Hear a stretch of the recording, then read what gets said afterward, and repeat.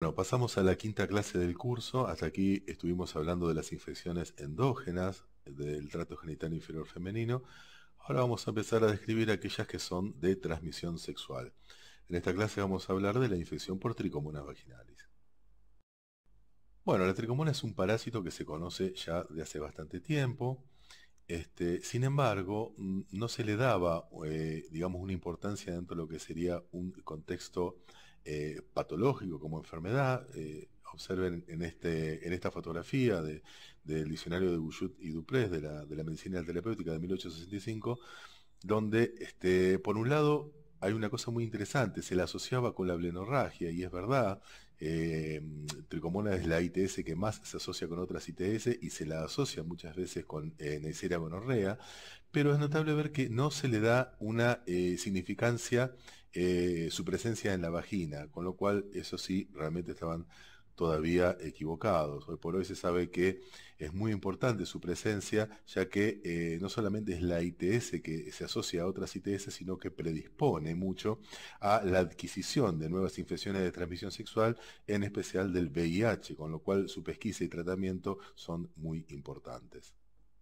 Desde el punto de vista epidemiológico, al no ser una infección de comunicación obligatoria, por más que es una infección de transmisión sexual, las cifras son estimativas. Según la Organización Mundial de la Salud, en el año 2005, el cálculo de la incidencia global ascendía a 248 millones de nuevos casos, ¿sí?, con una prevalencia mundial que superaba el 4%. Desde el punto de vista microbiológico, repasando, la tricomona es un protozoario flagelado, o sea, es un parásito unicelular de forma alargada, ovoidea, ¿sí?, que mide entre 10 y 20 micrones de largo por unos 5, 7 a 10 micrones de ancho. Presenta flagelos, presenta 4 flagelos anteriores, muchas veces muy fácilmente visibles en la microscopía en fresco, y un quinto flagelo adosado a una membrana ondulante. Esto le permite un desplazamiento que hace característico a este microorganismo y que facilita su diagnóstico en la microscopía en fresco. Los factores de riesgo mencionados para la adquisición de esta infección de transmisión sexual son prácticamente los inherentes a los de cualquier otra ITS. La edad es mucho más prevalente en pacientes jóvenes, entre 20 y 30 años. Sí, se ha descrito con mayor frecuencia en pacientes de raza negra, en aquellas pacientes que tienen un inicio temprano en las relaciones sexuales por mayor exposición probablemente a cualquier ITS, en aquellas pacientes con múltiples parejas sexuales o bien cuya pareja tiene múltiples contactos sexuales. También muchas veces está asociado a la presencia de una nueva pareja en los días previos a la consulta por el síntoma. Está también asociado al antecedente de otras infecciones de transmisión sexual y, por supuesto, a la no utilización de métodos anticonceptivos de barrera. Desde el punto de vista clínico, la infección puede ser asintomática en la mitad de los casos. O sea, tricomona puede ser un hallazgo si al realizar un examen microbiológico durante un screening. Cuando presenta síntomas, el periodo de incubación entre que se adquiere el parásito y que aparecen los síntomas de vulvovaginitis ronda entre 5 a 30 días. La paciente puede manifestar un flujo vaginal maloliente, abundante, generalmente pruriginoso o con sensación de ardor, quemazón o dolor vaginal. El síntoma el flujo puede presentar un aspecto purulento, amarillo a amarillo verdoso, y sobre todo es característico que pueda contener burbujas. Por supuesto que esto no esperemos encontrarla en todas las pacientes. El flujo amarillento verdoso con burbujas se da aproximadamente el 25-30% de las pacientes con tricomoniasis. Si nosotros realizamos una colposcopía, podemos observar una colpitis macular, e incluso puede aparecer una colpitis maculopapular, ¿sí? También muy característica, y como podemos observar en la fotografía de este slide, ¿sí?, y esto nos orienta muchísimo al diagnóstico de una tricomoniasis. En esta fotografía podemos observar el típico flujo característico de una tricomoniasis, amarillento verdoso con abundantes burbujas, ¿sí?, bien de aspecto purulento. La microscopía en fresco, como dijimos anteriormente, bueno, obviamente permite hacer el diagnóstico de tricomoniasis. Ahí en la flecha está señalada una tricomona que así en una fotografía, que es una imagen estática, cuesta mucho darse cuenta a veces que es una tricomona, pero cuando la estamos observando en el contexto de un examen en fresco y se está moviendo y desplazándose con su característico movimiento de los flagelos, bueno, el diagnóstico es muy sencillo de realizar. Aquí vemos otra fotografía con dos tricomonas, una en hora 12 y una en hora 10, ¿sí? Ya más cerca de las células epiteliales planas, ¿sí? Donde también es fácil de realizar el diagnóstico. Nótese el tamaño de la tricomona si lo comparamos con el de la célula epitelial plana presente en el centro de la fotografía. A veces los preparados muestran múltiple cantidad de tricomonas, con lo cual el diagnóstico es mucho más sencillo de realizar. En ocasiones, cuando el inóculo es muy pequeño, a veces si uno no se toma el tiempo necesario para observar todo el preparado, puede pasar por alto una paciente con la infección. La tinción con coloración de Papa Nicolau, con Yersa o con Gran también permiten ver el parásito, pero realmente no es necesaria. La visualización en fresco hace diagnóstico y no sería necesaria ningún tipo de coloración. ¿Y cuál sería el valor del examen en fresco en cuanto a su sensibilidad? Bueno, hay muchos autores que han estudiado esto, comparándolo sobre todo con el cultivo, que es el gol estándar, y han visto más o menos que entre el 60 y el 80% de sensibilidad tiene el examen en fresco. La sensibilidad, por supuesto, dista del 100% y tiene que ver mucho con el ojo del observador, ¿sí? Y con el inóculo. Si nosotros tenemos un observador que no está muy adiestrado, que no se tomó el tiempo necesario y una paciente con un inóculo muy pequeño de tricomonas en el medio vaginal, y es probable que no pueda realizarse el diagnóstico, ¿sí? Y pase desapercibida esa infección por tricomonas, ¿sí?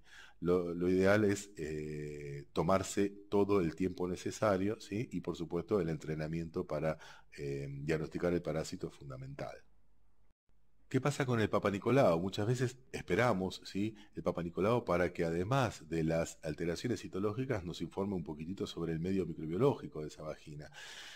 Bueno, el Papa Nicolau en realidad se ha visto que no es una técnica muy confiable en cuanto a que la sensibilidad no es muy alta, ¿sí? Diferentes estudios hablan que ronda entre el 50 y el 70 y pico por ciento, ¿sí? Con lo cual la sensibilidad no es muy alta. Pero no solamente eso, la sensibilidad, la especificidad tampoco es muy alta. ¿Por qué? Porque se ha visto que muchas veces determinados artificios de coloración, de fijación, pueden simular, ¿sí? Tricomonas que en realidad no están, razón por la cual si uno pudiera ante el informe de un Papa Nicolau que nos informa tricomonas, hacer una microscopía en fresco sería muy útil para realmente determinar si existe o no existe esa tricomona, teniendo en cuenta que nosotros vamos a darle a una paciente el informe de que está en presencia de una infección de transmisión sexual con todo lo que ello implica. Algunos trabajos hablan de que el PAP en base líquida sería bastante más específico en el diagnóstico de tricomonas vaginales. Si bien la sensibilidad sigue siendo muy baja, de alrededor del 60%, la especificidad se acercaría más al 100%, con lo cual sería un método un poco mejor, ¿sí? Para el diagnóstico de tricomonas vaginales. De cualquier manera, con la posibilidad de hacer este diagnóstico en fresco en el momento, bueno, todas estas tinciones realmente no serían de elección. Bueno, y por supuesto la posibilidad de realizar una técnica de PCR son muy sensibles, muy específicas y muy útiles. El problema es que, como mencionamos anteriormente, no están disponibles comercialmente para realizar estudios de rutina. Un aspecto muy importante que me interesa recalcar es que la tricomona es la ITS que más se asocia a otras ITS. Se asocia muy frecuentemente con HPV, se sabe que puede ingerir clamidia o Neisseria gonorrea y transmitirse conjuntamente. Se sabe que puede ingerir también virus del herpes y transmitirse conjuntamente. Y se ha visto que favorece notablemente la adquisición del VIH, ya que genera pequeños traumatismos en la microvasculatura de la superficie, ¿sí? De la vagina o del exocervix, ¿sí? Que permite que ingrese mucho más fácilmente el virus de VIH, con lo cual de ahí la importancia del tratamiento, ¿sí? de esta infección una vez que es diagnosticada. El tratamiento es muy sencillo para la paciente y para su pareja sexual. La monodosis de 2 gramos de metronidazol es el tratamiento indicado. Los comprimidos vienen de 500 miligramos, son 4 comprimidos juntos en una sola dosis, ¿sí? Y el tinidazol también en igual dosis puede utilizarse, como es droga clase C, en la embarazada no se recomienda, pero el metronidazol hoy por hoy lo consideramos droga clase B y puede ser utilizado en cualquier trimestre del embarazo.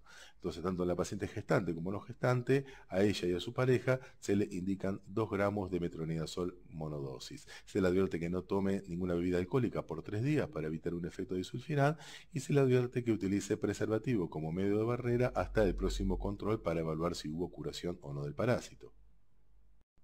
Hasta aquí vemos que el diagnóstico es muy sencillo y que el tratamiento también lo es. Ahora, existen un par de situaciones conflictivas que son: ¿qué hago si la paciente es alérgica al metronidazol, que es la droga de elección? ¿Y qué hago si la tricomona a tratar fuera resistente al metronidazol? Con respecto a la alergia al metronidazol, sabemos que esta es bastante infrecuente, es muy rara. Las reacciones, perdón, de hipersensibilidad que pueden presentarse son mayormente urticaria, edema facial, pero de ninguna manera se asocia en forma habitual el metronidazol a reacciones alérgicas graves como edema de glotis, etcétera, ¿sí? Puede haber también rash cutáneo, no son, digamos, reacciones alérgicas graves. De cualquier manera, uno no indicaría la droga de entrada si el paciente ya no viene manifestando alergia al metronidazol.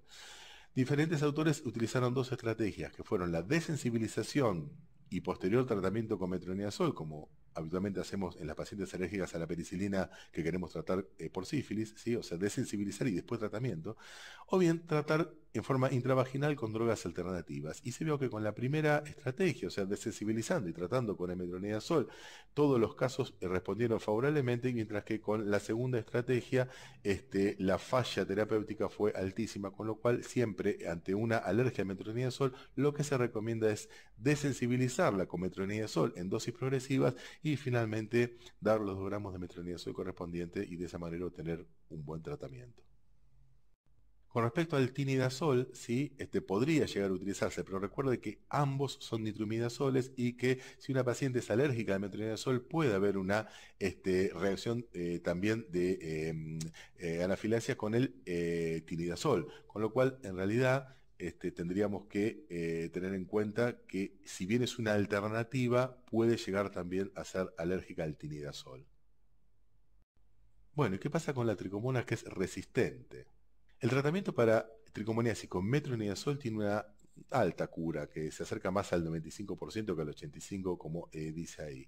Pero cuando falla el tratamiento, tenemos que considerar principalmente la reinfección a través de la pareja sexual y no verdaderamente una falla por resistencia antimicrobiana. Tanto porque no hizo tratamiento su pareja sexual como con su pareja sexual sigue manteniendo relaciones con otros contactos, sí, ahí generalmente aparece la reinfección. Entonces hay que tener muy en cuenta eso. Después también lo que puede ocurrir es la falla en la monodosis, sí, que responde cuando realizamos tratamientos múltiples, o sea, prolongamos el tratamiento, en vez de dar 2 gramos monodosis de metronidazol, lo prolongamos por una semana, como haríamos en una vaginosis bacteriana, y ahí sí ya obtendríamos una cura en la gran mayoría de los casos. Existen otras causas propuestas de falla en el tratamiento, como la baja concentración sérica de zinc, la inactivación del metronidazol por bacterias presentes en el medio vaginal o la liberación inefectiva de la droga en el área vaginal, que también están, digamos, citadas como posibles causas de falla terapéutica, y la resistencia del parásito a la droga, que se cree que es menos del 5% de los casos y que generalmente es una baja a moderada resistencia. Recordemos que el metronidazol se administra en una forma inactiva. El metronidazol debe reducirse en la tricomona a la forma activa, que precisamente va a tener su efecto antimicrobiano. Existen algunas cepas mutantes de tricomonas que tienen la incapacidad de metabolizar la droga, y esta podría ser, por ejemplo, una de las causas por las cuales puede haber falla de tratamiento y de resistencia antibiótica contra el metronidazol. Bueno, casos refractarios. Los definimos como aquellos casos en los cuales existe una falla terapéutica luego de 2 cursos de tratamiento estándar. Otros autores han publicado que han tenido éxito en el tratamiento de tricomonas vaginales resistentes al metronidazol con una combinación de tinidazol a muy altas dosis, 2 gramos cada 12 horas durante 14 días, o sea, 56 gramos dosis total, más un antibiótico de amplio espectro, que puede ser doxiciclina o ampicilina, y clotrimazol local. El tinidazol tiene una acción similar al metronidazol, lo que hace que pueda existir una reacción cruzada entre ambos, ¿sí? Algunos estudios demostraron que esta resistencia cruzada ocurre, pero que es incompleta y de esta manera puede intentarse tratamiento con esta droga. De hecho, uno de los casos de tricomona resistente al metronidazol que he tenido el año pasado anduvo muy bien con la monodosis de tinidazol, con lo cual verdaderamente puede utilizarse como segunda opción en el caso de una tricomoniasis resistente. Y algo similar ocurre con otros nitroimidazoles como el secnidazol, también en dosis de 2 gramos, monodosis 2 gramos oral, o el ornidazol. Otros autores han publicado que han tenido éxito en el tratamiento de tricomonas vaginales resistentes al metronidazol con una combinación de tinidazol a muy altas dosis, 2 gramos cada 12 horas durante 14 días, o sea, 56 gramos dosis total, más un antibiótico de amplio espectro, que puede ser doxiciclina o ampicilina, y clotrimazol local. Otros antiparasitarios como la nitazosanida también han sido ensayados, puede utilizarse en dosis de 7,5 miligramos kilogramos cada 12 horas por 3 días y habitualmente lo que solemos utilizar es el comprimido de 500 miligramos vía oral cada 12 horas durante 3 días, o sea, dosis total de 3 gramos. ¿Sí? Estos son todos fármacos alternativos, por supuesto, ante una resistencia al metronidazol. Esto de ninguna manera es de primera elección ni debe indicarse de primera elección en ningún caso de tricomoniasis. Bueno, tratamientos más raros han sido publicados, como son el caso de la utilización de furazolidona. Ustedes saben que este es un antiparasitario que se utiliza por vía oral para el tratamiento de la giardia, otro también parásito unicelular. ¿Sí? No viene en su indicación para el uso de tricomonas, pero bueno, algunos autores lo han ensayado con aparente éxito. Otros tratamientos alternativos son las duchas vaginales con iodopovidona de al menos 10 minutos de duración, ¿sí? Como una alternativa al tratamiento a tricomonas resistente. Esta sí es una de las alternativas que yo he tenido la oportunidad de utilizar también en una tricomona resistente que hemos tenido hace un par de años, donde usábamos lavados con pervinol jabonoso 2 o 3 veces por día durante 10 días y de esa manera pudimos erradicar el parásito en una paciente que ya había hecho tratamiento con metronidazol, tinidazol, nitazosanida, ¿sí? Y no habíamos obtenido respuesta favorable. Y realmente con los lavados con pervinol jabonoso anduvo muy bien. El emesol es otro antiparasitario que está indicado para el tratamiento de las vaginitis o uretritis por tricomonas. Se comercializa en comprimido de 500 miligramos, no se comercializa aún en nuestro país, pero es una alternativa antiparasitaria en otros lugares. Y después varios otros autores han ensayado otros tratamientos. Van a leer, por ejemplo, la miltefosina. Otros autores han probado también el uso de sulfas. Lo que pasa es que ninguno de estos tratamientos alternativos de ninguna manera superan a los ya mencionados antes, metronidazol, tinidazol, secnidazol y o el uso de nitazosanida o las duchas con iodopovidona. Bueno, para finalizar, entonces, lo importante es, por un lado, no subestimar el flujo vaginal como síntoma, o sea, no es una pavada, una tricomoniasis, como vimos, predispone a la adquisición de otras infecciones de transmisión sexual, con todo lo que eso conlleva, e incluso a una alteración del medio que podría favorecer a una enfermedad pelviana inflamatoria. Ante la presencia de cualquier flujo vaginal potencialmente patológico, mínimamente un pH, un test de amida y un examen microscópico directo para ver si encontramos al parásito y tener en cuenta que el hallazgo de tricomonas vaginales requiere tratamiento de la paciente y de la pareja, eventualmente de las parejas, citación en 3 a 4 semanas para confirmar la curación. Es importante determinar por la falla terapéutica que pueda haber si la paciente realmente se curó y sobre todo, y muy importante, evaluar la pesquisa de otras infecciones de transmisión sexual. Bueno, muchas gracias.